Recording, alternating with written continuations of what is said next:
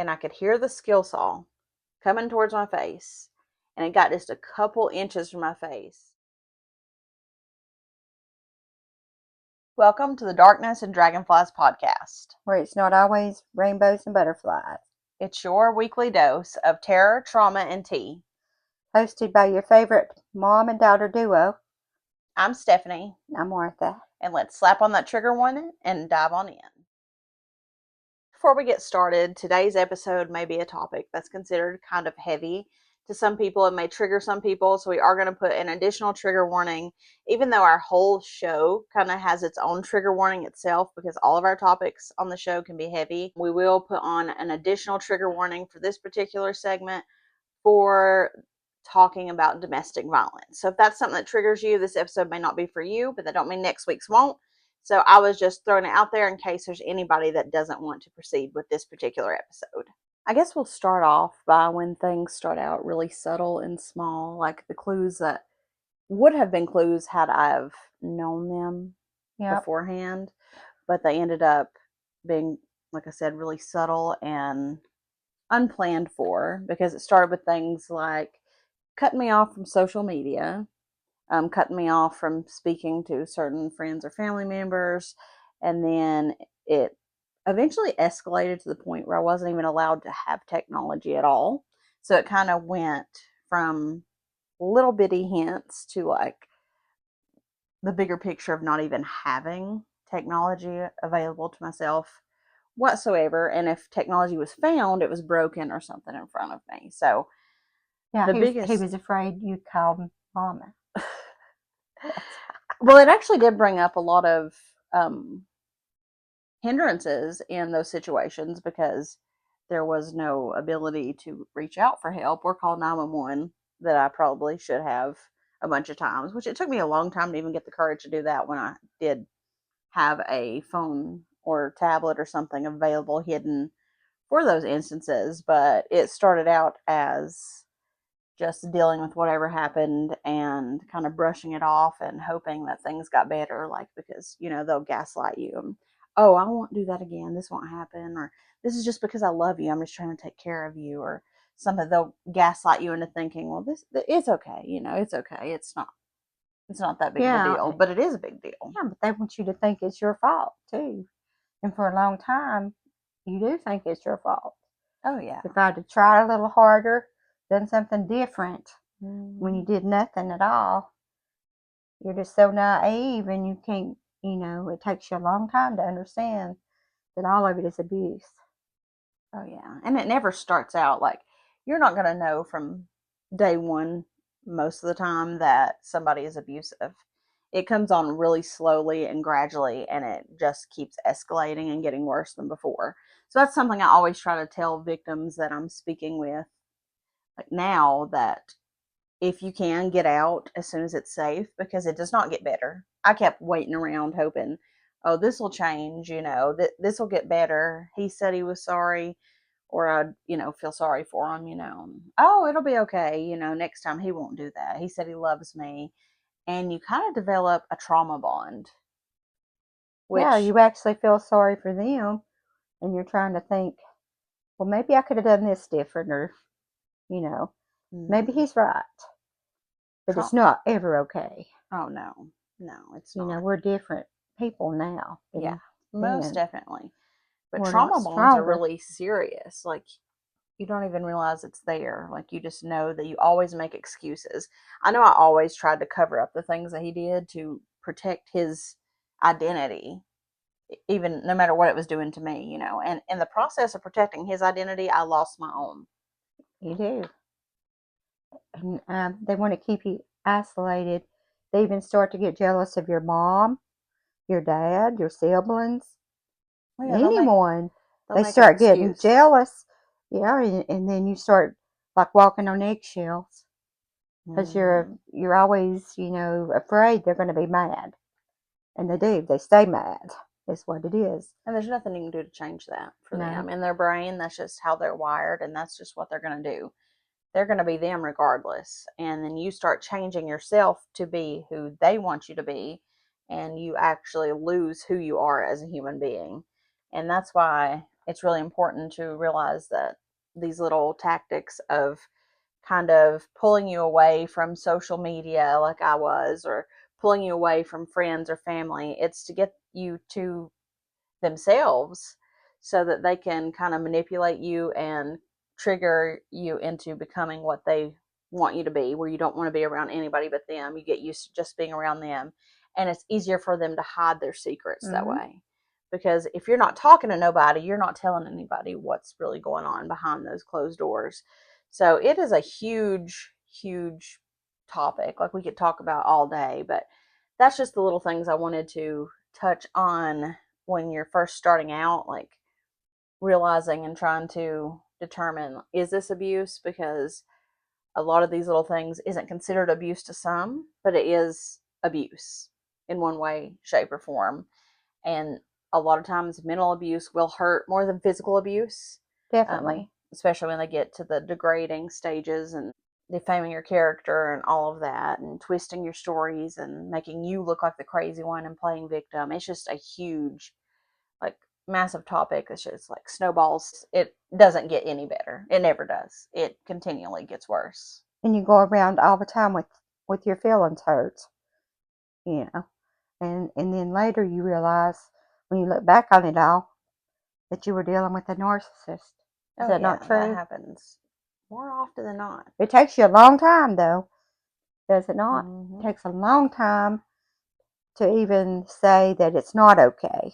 Even when you get to the physical abuse part, it still takes a long time to realize, like, this is something that I need to get out of and actually make a plan and get out of that. So that's why it's good to surround yourself with a good support system at all times. Have an escape plan, have somebody that's aware of what's going on, and reach out and get help regardless, because you deserve it. We've talked about the small things, which we didn't cover everything. We're just throwing things out there and examples of what we've experienced ourselves. As it progresses throughout the stages of abuse, it can go from verbal and mental abuse and the isolation tactics and things from that nature to physical really fast. My abuse went from, you know, small little things that I could look over and kind of brush off to, I remember my first black eye came because of a tomato plant. I was in the bathroom, cleaning the bathroom, and all of a sudden he come burrowing through the door and he punches me with his right fist as hard as he possibly could, which broke my glasses and gave me my first black eye I'd ever had in my entire life. And you didn't tell me at all. No, I didn't tell No, anybody. I know. I avoided people I and just didn't see covered you for a long time, no, so I had no most people idea. didn't. I wasn't Or allowed to. he That was would have something got that a ASS whipping from Mama. happened with that. He would do those things, and I was not allowed outside. It got to where I was not allowed to even go outside, like on my own property. So I think that was kind of like a tactic to keep other people from seeing what he was doing, because he started making physical marks. The tomato plant incident, though, he came in there, he gave me a black eye, and he started screaming that I'd broken his tomato plant that he had out in a bucket on the porch, just to go ahead and clear the bases. No, I did not break his tomato plant, and I was unaware of the tomato plant being broken, so I didn't even know what was happening.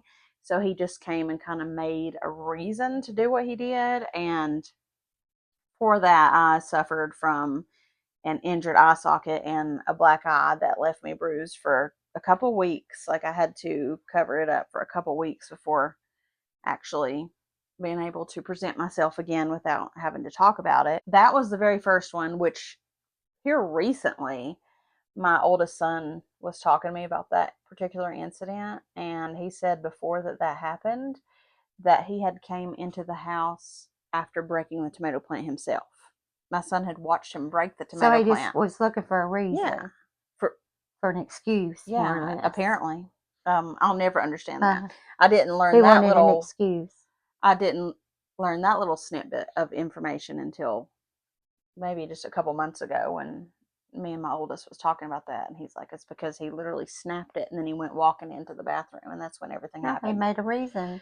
So he was creating an opportunity to make me feel like I'd done something wrong so that he could physically injure me, and which he did. I was just confused, but I took it and didn't say much because there's not only the fear factor, but you're kind of embarrassed. You don't want to reach out for help. It kind of embarrasses you. And then the next day they'll be, oh my gosh, I'm so sorry. That'll never happen again. I didn't mean to do that. Which there was other little instances, where he'd push me or he choked me over me not giving him money before and things like that. It went from the tomato plant incident, though, to the most memorable story that I have, I guess, when, like, just kind of in the midst of all this, was when I was running a bubble bath. And while I was doing so, I had not really talked to him that much. I just kind of let him do his own thing that day. He was just kind of in the house, and we were just kind of coexisting in the home without like speaking or anything. So I had ran my bubble bath, was sitting there waiting for it to get full, and he came in through the bathroom and was like looking at me. I don't know how to explain that. He was just eyeballing me. And I still, was just minding my business, waiting for a bubble bath to fill. And he eventually just says, I know you work for the devil. And I was like, no, excuse me. I wanted to excuse myself from the situation. So I cut the water off and kind of pushed past him. And I ran outside where his sister was and was just kind of talking to her about the situation. I was like, I don't know what he's upset about, but I'm kind of scared. And she's like, it's okay, just sit here, it'll be fine. He's like running his mouth out the door and yelling things. And she's like, it's fine to stay. Well, he began to chase me, and I ran across this little bridge that went across a stream behind my house. And I went and hid behind a tree. And I don't know why I felt safe behind that tree, but he had somehow came all the way around from the tree and ended up in front of me, where he grabbed me by my shirt, caught me off guard. He ripped my entire shirt off and was pounding me into the ground.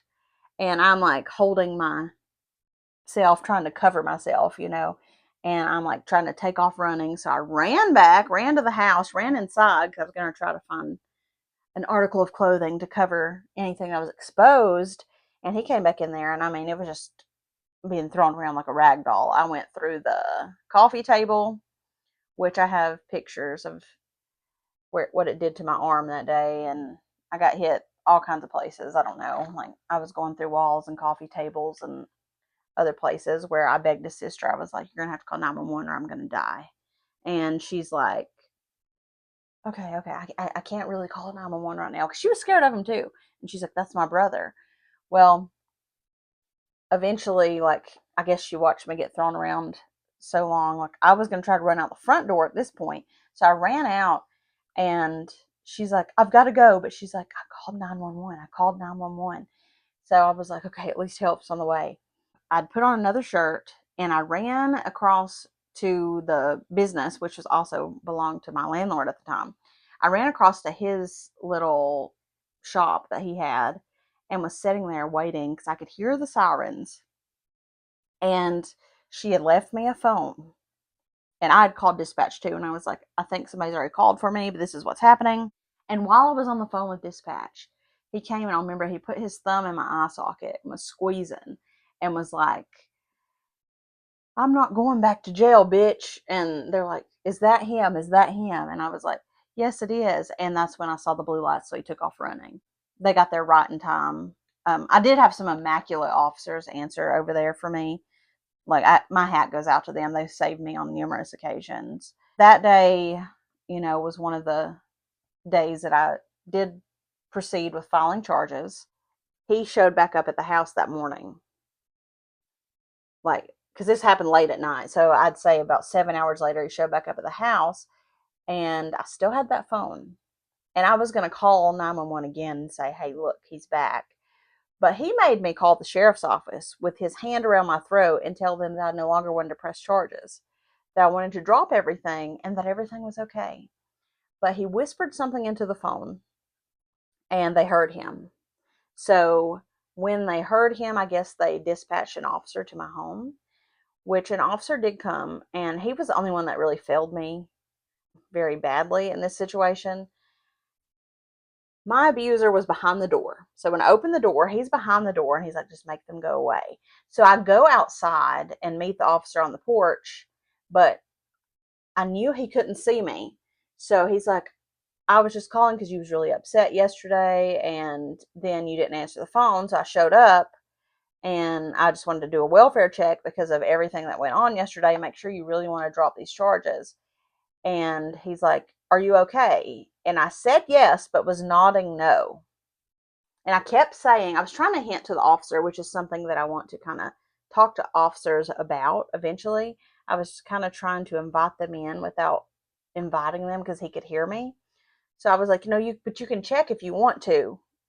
And I said that 3 times. I was like, no, but you can check if you want to. Trying to get him to enter the home and help me in my situation or remove him. But he's like, okay, have a nice day. And walked away, even though I was kind of giving hand gestures and everything. And then it ended up getting to a point where there was an incident, the first incident that I ever fought back on, which is when I got knocked out at the toilet. He knocked my head into the toilet, like, well, not into the toilet, but like around the bowl, and it knocked me out. So when I woke up, he was towering over me, and I'll never forget, something inside me clicked. I was like, I'm done with this, because there'd been so much happen in between. I'm just giving the gist of some of the biggest things. But something inside me clicked at that very moment that I had to fight back. I wake up, he starts choking me, and the only thing I could do was I grabbed his crotch. I grabbed his crotch and I twisted until I saw blood. So that automatically made him let go for a moment. And the next thing I did, I was able to get to my feet, and I grabbed this metal towel rack that was to my left there, and I ripped it off the wall, ripped screws and all, and I just started beating him with it to get him away so that I could get out of the house. He deserved it. And eventually, that's what pushed me to get my DVPO, which is a domestic violence protective order for anybody that doesn't know. So I did go and get that and secure that. He ended up breaking it over 30 times. And eventually he came after he got out. Like, he got arrested for some of the charges when I finally did go in. I got my DVPO, secured some of the charges, and I go in ready to proceed with everything this time. You just make it to a point where you're like, this is a lot. I'm done. I can't do this, or I'm going to die. Okay. So it got to that point, and I had my DVPO secured. Everything was fine. He was in jail. They told me, which was the district attorney's office, is like, look, you're going to have to testify against him. And he's in that room right now, which is the hardest thing I ever did. They're like, you're going to have to testify because the judge wants to let him out. And I was like, if they let him out, I'm going to be dead. And he's like, I need you to tell the judge that. So I did. They have me about 4 feet from him. I'm telling everything that's happened. Some of these stories I'm telling you and all the additional stories. And they're like, you're going to have to tell what's happened and tell them why you do not think he deserves to get out. I explain everything right in front of him. So all that's doing is making him more angry, obviously, because I'm 4 feet from him. I tell everything, and the judge looks me dead in the eye and says, oh, I'm sorry, but I have to let him go home because it's his first violent crime. So after that is so unfair. Oh, I know. So after I begged them not to, I was like, I just spilled everything in front of him. Now he's going to be even more mad, and you're telling me he's coming home. So I was like, I'm not going to fear for my life when I try to go to sleep tonight. And they're like, oh, you can go to the safe house. And I was like, no, I don't want to go to a safe house. I'm not uprooting myself and my children when you could literally just keep him behind bars, and that keeps everybody safe. That is not right. No. That's why I fight for the court system being so broken now, and fight for legislation and change for some victims' rights. That's something I'm working on kind of behind the scenes right now. But I just know that they let him out that day, and sure enough, it came probably about 10 o'clock that night, the day that he got released. He got released around 6 p.m. And by 10 o'clock that night, I heard noises, so I looked on my cameras, and sure enough, he was there. I called 911, and they're like, okay, help's on the way. And I thought, everything's fine. I've got deadbolts and everything. And I'll be damned if this motherfucker did not go to the little bathroom window, which is only like a 12 by 12 window. This guy's over 6 foot tall, 200 pounds.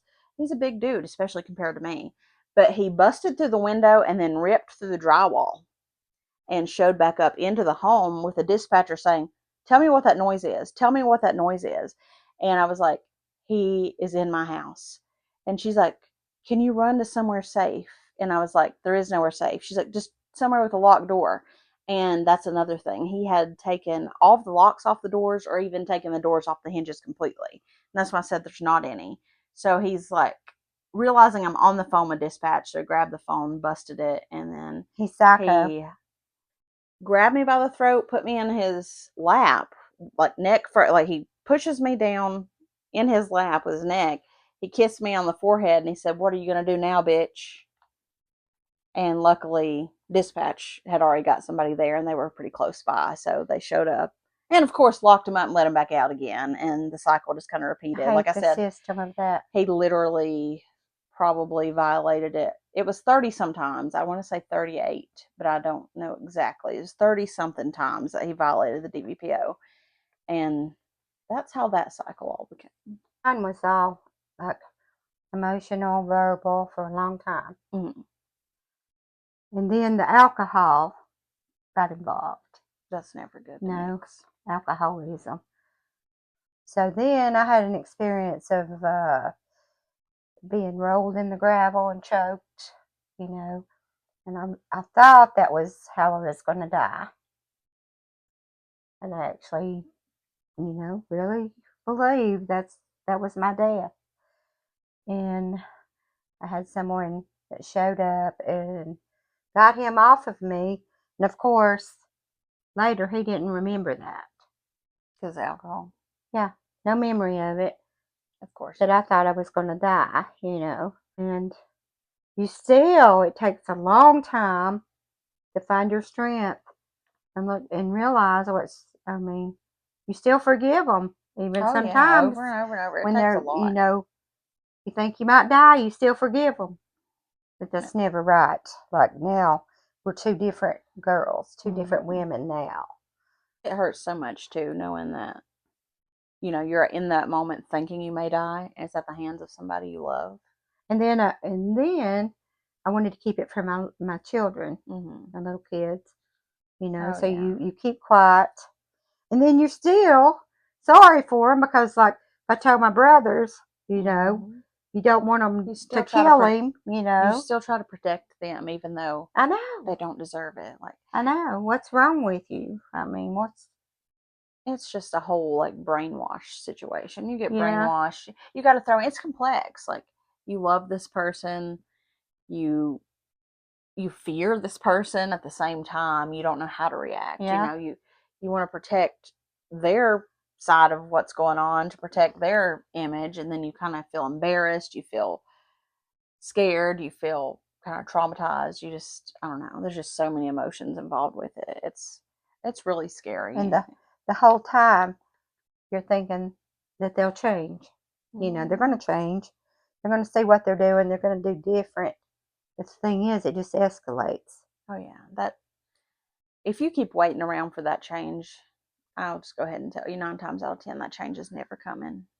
You have to make the change in your life, and that's just getting rid of them, getting away from them. And most of the time, that involves going completely no contact. You don't need them in your life in any way, shape, or form because they'll try to weasel their way back in. And a lot of times, you'll fall right back in. What is it statistically? They say it takes a woman how many times 8 times. to leave and then Yeah.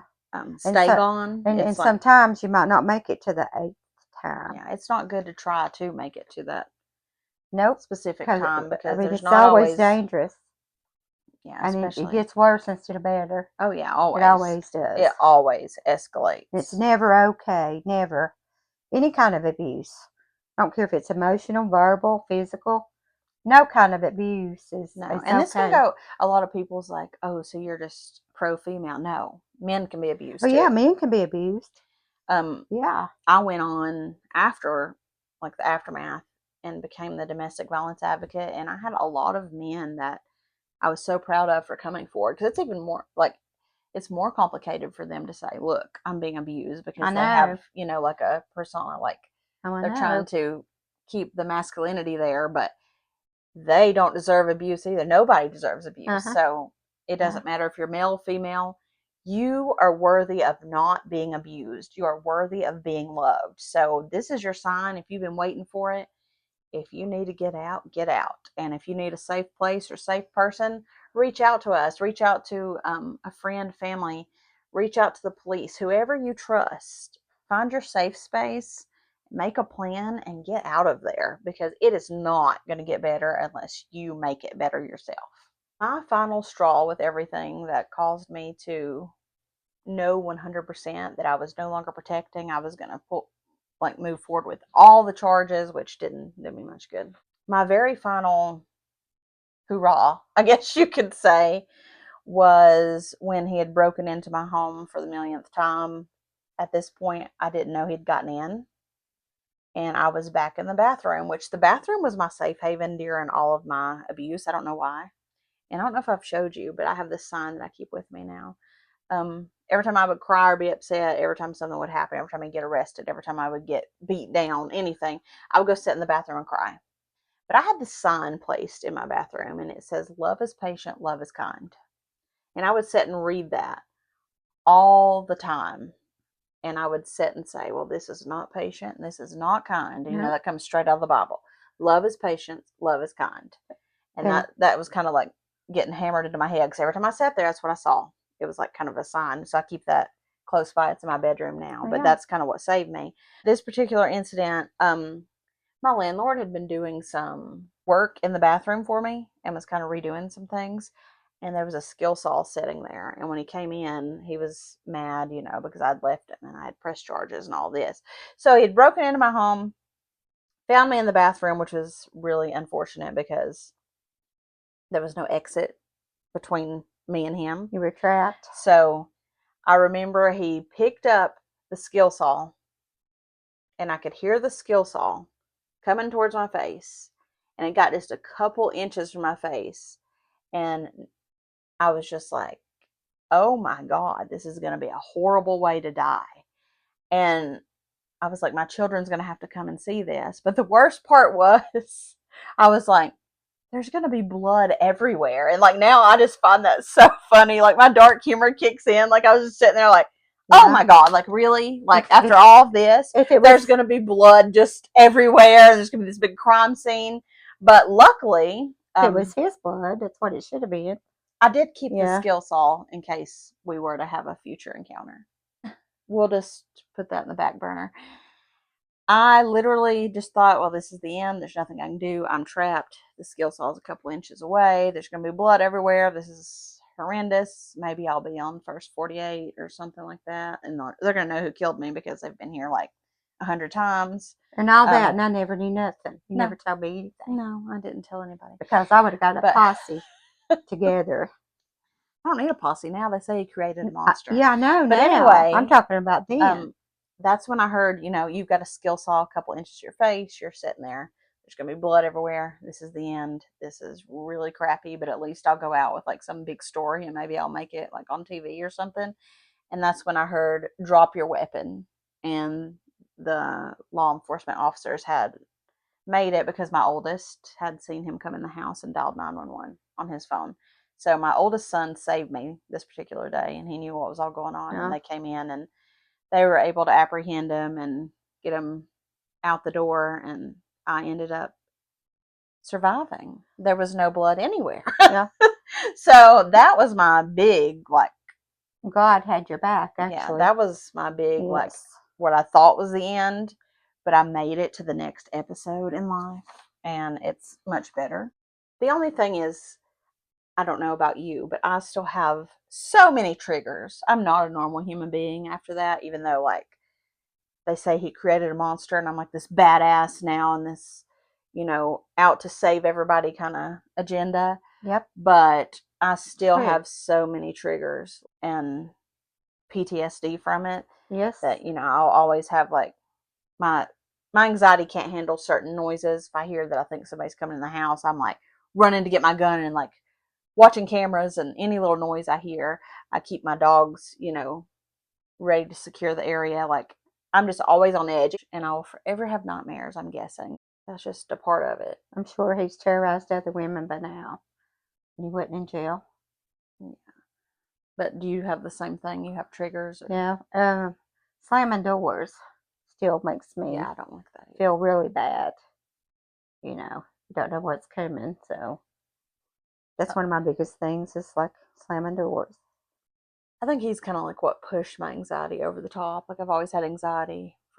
He's kind of got it like over the top. You look back and you wonder, well, I wouldn't take that now. Why did I take it then?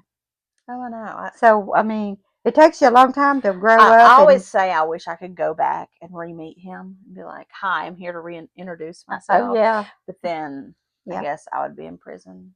I'm sure karma will bite him when he's ASS. I'm sure. Everything happens for a reason. It ended up making me be able to kind of be a voice for other people. And like right now, I'm trying to fight legislation for victims' rights and things that happened to me like during the court process that need changed. I was able to see a lot of cracks in the system, so I'm hoping to be kind of like the cement or the bridge or whatever and help that get pushed in the right direction and kind of help them see the bigger picture when it comes to being a victim of any type of abuse or a victim at all in court, so that things kind of are more victim friendly. And also, I wish they wouldn't drag stuff out in court for as long as they do. That's a big problem here. I'm very thankful. Like the court system may have been broken, but I am very thankful for the officers that was around during those times, because they don't realize how much they did save me on numerous occasions. Like I would not be alive today if it was not for them. Makes you stronger. What you go through gives know. you empathy for other people going through the same thing. It sure does. Well, everyone, that is our spiel on our little domestic violence rant and sharing some of our personal trauma with you guys in hopes of maybe being just, whether it's relatable or being kind of a safe space for you. We want to thank you guys so much for listening. If you can, give this podcast a share. You can find it on any of your favorite platforms. It's listed basically almost on all of them now. So share this podcast with your friends and family and on all social media. You can follow us on social media on all socials. Our handle is at Dragonflies Pod, just the word Dragonflies, DragonfliesPod. Dragonflies Pod is our handle on everything, youtube.com/dragonfliespod. And also, if you want a copy of our book, you can find that on Amazon or anywhere books are sold. And it's called What Doesn't Kill You by Martha and Stephanie Carpenter. Again, thank you guys so much for listening. We'll be back next Thursday with another episode. We love you guys so much. Thank you, guys. And I also wanted to just throw this quote up there. Just always remember, it's better to break your own heart by leaving than staying with someone that breaks your heart every day. So that's something to think about. True. Like I said, if you're just needing a sign to leave, go ahead and leave. And if we can be a part of helping you do that, we sure will. We love you guys. Stay Talk strong. to you next Thursday. Bye.